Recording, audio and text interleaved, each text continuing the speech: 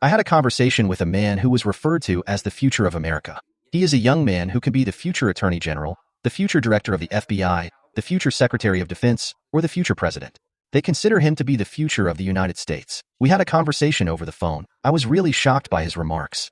He asked me, "Miles, people are dying every minute of every day now. If we prove that it was the CCP who released COVID-19, do we only ask the CCP for hundreds of billions or trillions of dollars?" I said, "What do you want from the CCP?"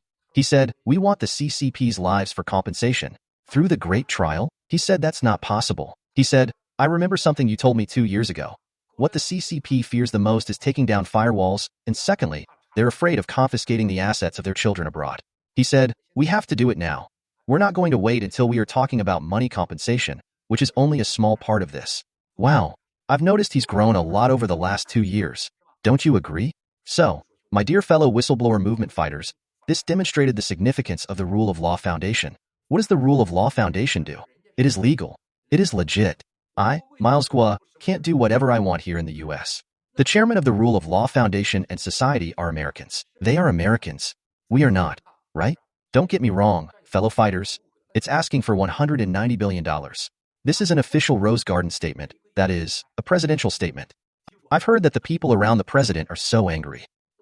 This has enormous significance. I saw some fellow fighters who were aware of the significance while live broadcasting. Brothers and sisters, that's no joke. Not at all.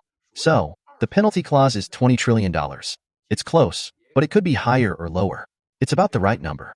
Secondly, the US has now started a united new generation, called the future United States. These people want to seize the assets of the illegitimate children of high-ranking CCP leaders.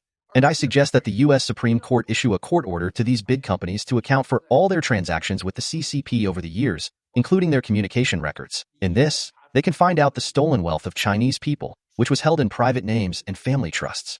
They think it's a good idea. It's a good idea. They are going to do it.